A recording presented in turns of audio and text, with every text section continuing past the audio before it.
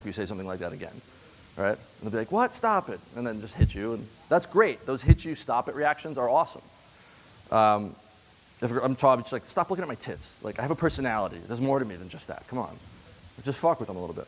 I'll tell some outrageous stories. If it's going well, I'll be like, wow, this is going pretty good, actually. I just got to let you know now that I have 5 kids by 4 different women. Is that going to be a problem for you? And they'll be like, what? I'll be like, yeah, every once in a while, you know, if we start dating, like, they're going to come drag me out to family court. I'm usually out in like 2 days. But you know what? When I knock you up, you're getting the first check every month. You're different than all those other bitches, I swear. Totally different, right? But would a guy, because I have this sort of fictional character, Chody McDougal, you know, he's the guy who does everything wrong.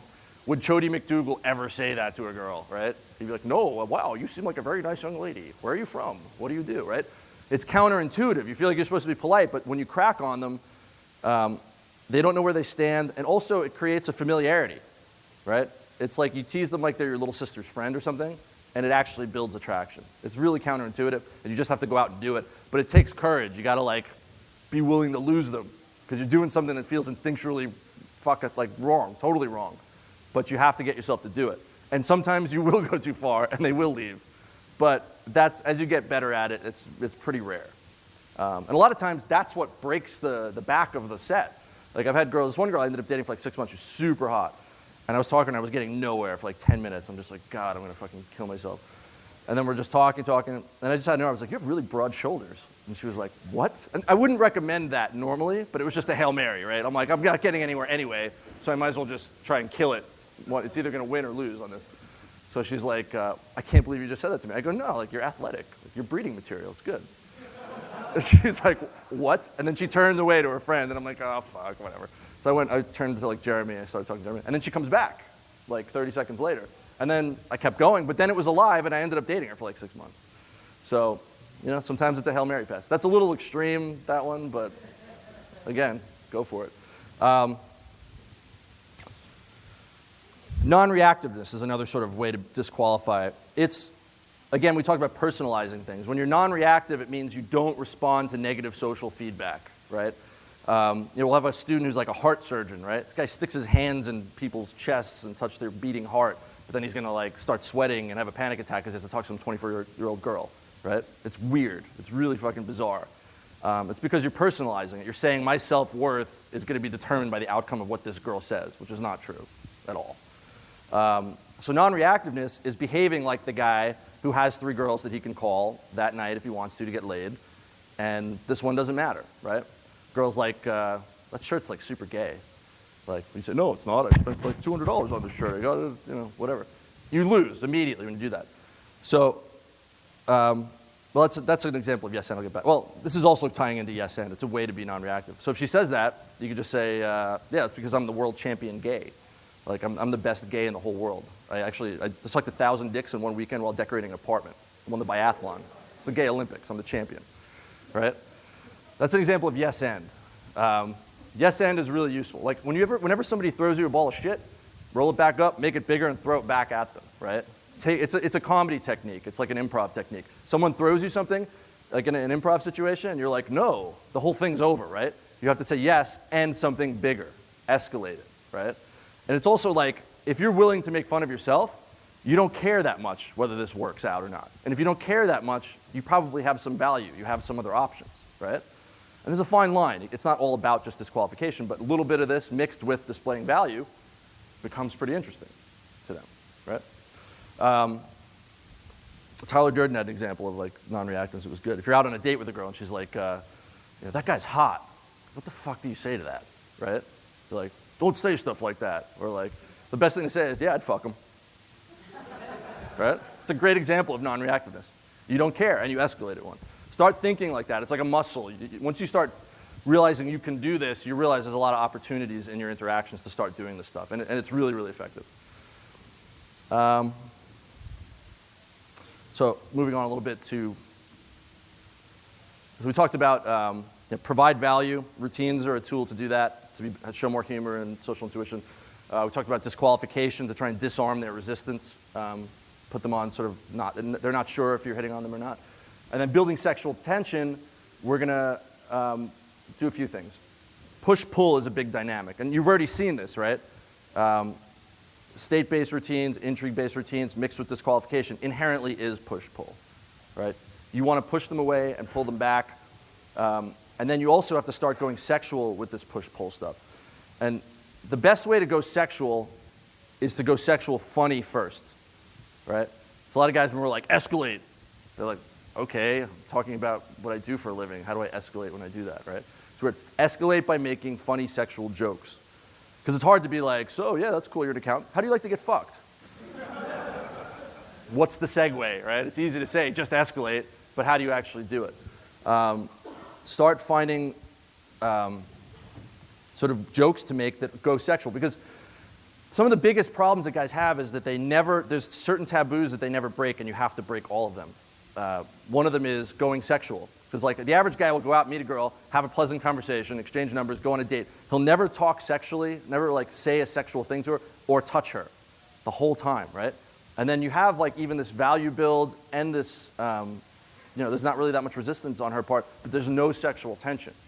And if there's no, and again, it's about the emotions. If a girl doesn't feel it, you could be great on paper, but it's not going to work out. So you got to start going there. The great one is Tan has a line that's awesome. I use it a lot. I'll be like, wow, this is going pretty well, but just so you know, you're not getting any tonight because I'm on my period. So I feel bloated and shit. Like, don't try anything, but I'll keep talking to you. And they'll be like, what? Stop. Now you've thrown this gauntlet down, right? Like, this isn't just conversation. It is about the sex, but I did it under the guise of a joke, right? Even the world champion gay thing. Like, if you'd done that, you could just say, like, it's too bad I'm a fucking champion gay, because, like, if I was straight, I'd totally be into you, right? It's half serious, half not, but it's calling back to a joke that you had, but you're going there. 5 kids by 4 different women is another one. 12 wives is another kind of sexualization. We're going to get married, right? Start going there in a funny way. Some of the stuff we already talked about goes in that direction. Then later on, as the attraction builds up, you can start to go more serious sexual, right? One that I do a lot is, if you're just like, if you're standing near it, you should be like, you need to back up. You'd be like, well, you kind of, maybe 2 minutes, 3 minutes earlier, move in close to her a little bit. And so this is sort of set up, and then you're setting yourself up. You'd be like, you need to move back. You'd be like, why? Because I'm trying really hard not to make out with you. We need a safety zone here, this wide, right there, stand there. And then continue with the conversation. But it's more serious than the goofy stuff that you did earlier in the set, right? Another really good one is, Jarrett has one, I've done this. Like you're talking to the girl. This is more when you're alone, like you're back in the place, sort of trying. You can be talking to her, and you're just having a conversation, and then you just like undo a button on her shirt randomly. It's big business. And she's like, what are you doing? But you look really hot and uncomfortable. Just wanted to like unbutton, it looked super tight. Sorry, continue. And then like a couple seconds later, or minutes later, just do it again. She's like, what are you doing? But you just look super uncomfortable. It looks super tight, right? Another thing is just playing with girls' jewelry too. When you're hanging out with a girl, just take her necklace and hold it while you're talking to her and look her in the eyes, right? Build sexual tension, then let it go, and then back up, right? So there's a push-pull there. It's not just like, I want you and I must fuck you. It's like, I'm toying with you, then I'm going to put you away a little bit. So that's, funny, then serious, with a push-pull dynamic is the best way to build sexual tension. And change. Physical escalation. This is a big part. This is, something we talk about in the triad model as a whole other, sort of with the emotional, logistical, and then the physical part. But the physical stuff is tied to the attraction part. You can't really develop good attraction without physicalizing it. The key here, again, this is like when we say escalate. It's like, how do you do that?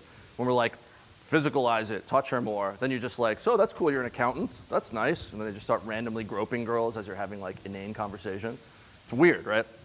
So the trick to being able to physicalize it is tie the action to the words, right? Shakespeare. Or tie the word to the action. That push-pull dynamic, all you're going to do is add a physical component to it. If I'm like, oh, we're totally breaking up, get away from me. I can shove her, right? Like, that's awesome, we're totally getting married. Hug her, right? Add a physical component to the things that you're doing. Anything that's a pull in, there's a lot of hot, cold stuff that should be going on in your sets. If it's hot, pull her in, take her hand, that's awesome. If she does something bad, take her hand, slap it, push it away. Some of the stuff that I do most commonly are literally like a physical push, a hug, a hand slap, an arm on the shoulder if I'm talking to her friends, right? Just start adding that stuff into your set to break it down. We go into a whole crazy thing about physical escalation, and there'll be a talk on it later. But just tonight when you go out, Find a way to hug, slap her hand, put your arm around her when you talk about her. We're getting married, right? If you do a role play or something, just add that stuff to it, and you'll see it adds a whole nother element. And it's really, really crucial. So just to summarize what we've been talking about, use the whole arsenal of tools that's been developed. There's a lot of stuff. We talked about disqualification, routines. Braddock has a whole thing on trigger words that's awesome. It's really useful for attraction.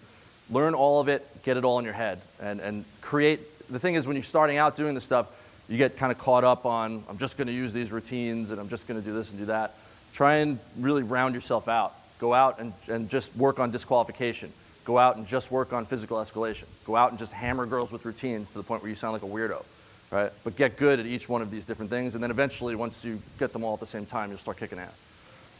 Find your strengths, right? Everybody does this a little differently. Some people are goofy, some people are more serious. But your strengths aren't necessarily what you think they are. You may find out that you're good at stuff, so you got to get outside of your comfort zone a little bit. See what the girls respond to, and change the dials a lot, right? If you keep doing the same exact tone, the same energy level, you're not learning that much. You got to go out and raise your energy level to the point where girls think you're like gay or something. And then you realize, well, that's too far. Turn it back down a little bit, right? And then you could try being real chilled out, on one night. I'm just going to be real mellow and see how they respond to it, right? Experiment with that stuff. Change it up and down. And you'll find out where the sweet spot is. It's the only way to find out. And then also take risks. To get attraction involves taking risks. It involves doing things that could potentially lose you the girl. It involves making fun of her a little bit, right? It involves saying sexual things that may freak her out potentially. A lot of times, the little shock value reactions are some of the best, most valuable things you have. And then physicalize. A lot of guys are really scared to start physicalizing. You can get away with a lot more than you think you can. So just take risks and start, pushing it a lot. Cool. Any questions about anything? Cool. All right. Yeah, that's it. Take care.